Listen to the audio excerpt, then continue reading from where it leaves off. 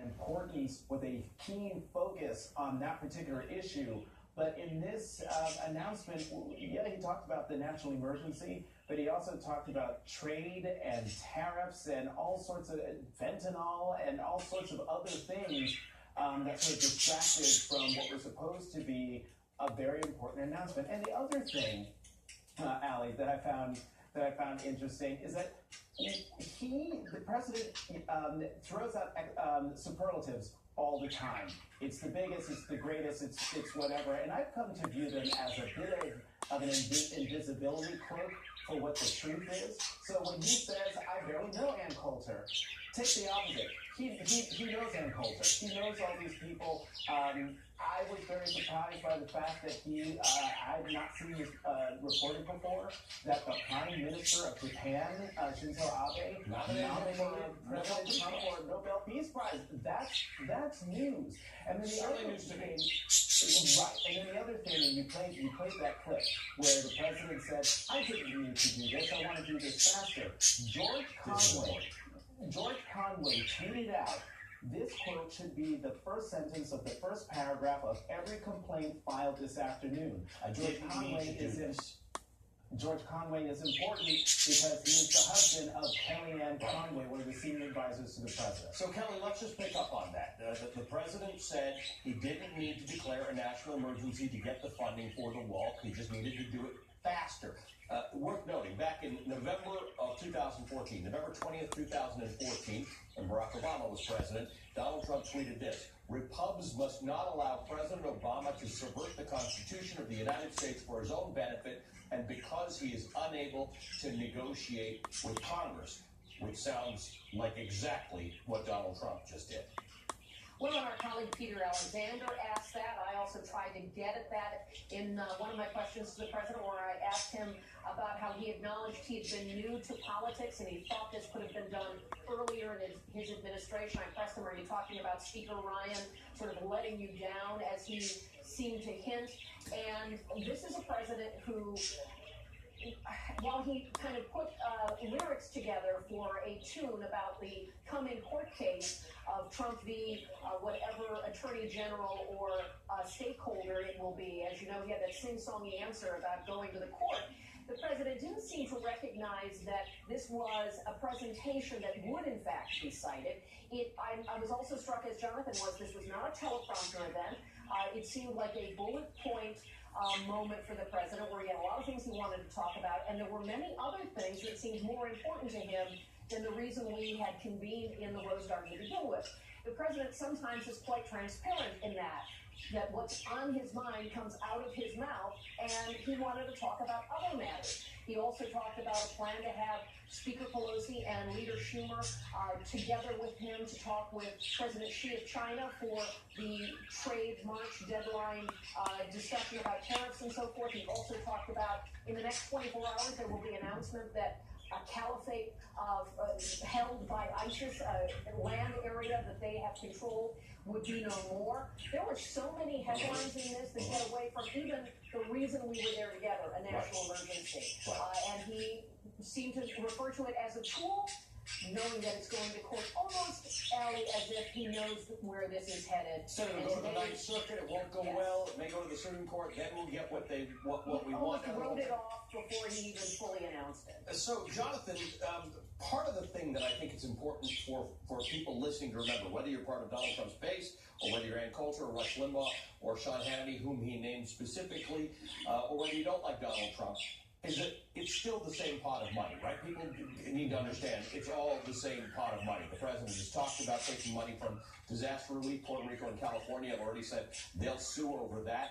The money's got to come from somewhere. He had asked for $5.7 billion for a wall that we knew was going to cost, for what the president wants, well over $20 or $25 billion. Now he's talking about this getting him about $8 billion, which still won't build his wall. But it's still taxpayer money. Right, it is. And from the reading that I've been able to do, the money that had been threatened to be taken from disaster relief, that is not happening. However, there appear to be money that they've identified that they can take from construction projects from the Department of Defense. and other places. It's the equivalent of the federal government or of the White House diving under the couch cushions trying to find money so that the president can come up with the $8 billion he says he needs to build this wall, although, as we've been reporting all week, especially since that rally in El Paso, that the wall is already being built, despite evidence to the contrary.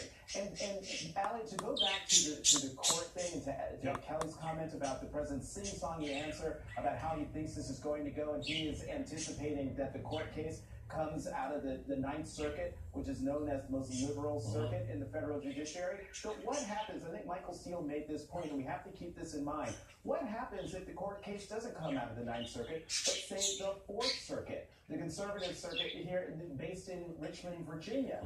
This is the kind of case where you have a president declaring a national emergency, which under other circumstances, say if it were President Obama, Republicans would declare this an overreach of executive power. They said that when President Obama used executive actions on things for immigration and other things, saying he was using that power too much because he was subverting the power, the constitutional powers of Congress. Now we have a president who is using a national emergency, to the Democrats' mind, subverting congressional authority.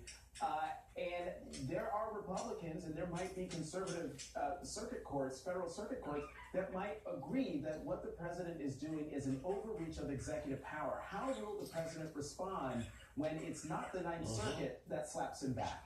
Yeah, that changes the narrative just a little bit if that were to happen. Kelly, thank you for your great reporting today. Jonathan, thank you for your great analysis. Thanks, Kelly O'Donnell and Jonathan Capehart. All right, I'm going to break down exactly what constitutes a national emergency. What is it? What is it not? And how much power does the president wield when he invokes it? Also, in the Rose Garden today, President Trump said U.S.-China trade talks in Beijing this week went well. Those talks resume in Washington next week. Officials have until March 1st to make a deal. President Trump signaled he would extend the deadline another 60 days if the talks are going well. That's why you're seeing a strong market today. If not, the president plans to hike tariffs on more than $200 billion worth of Chinese goods. You're watching Belchian Rule live on MSNBC. The rules of luxury. Look, but don't touch.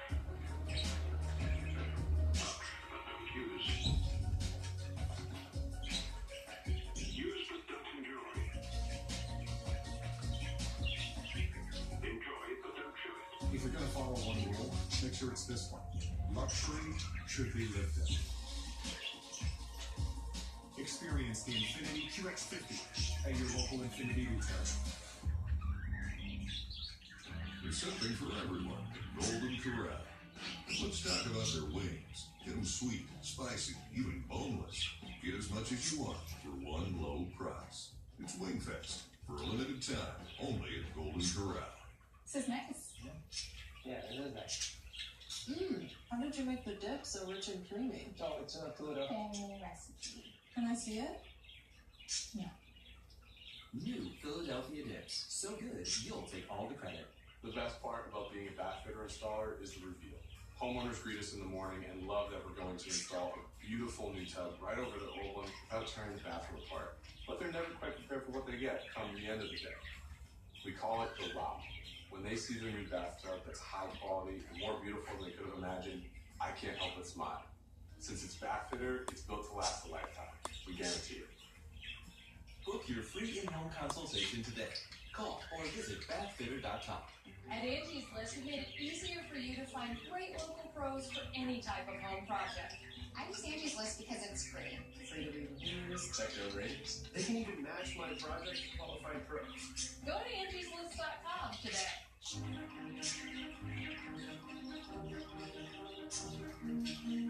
Only Tylenol rapid release gels have laser drilled holes. They release medicine fast for fast pain relief.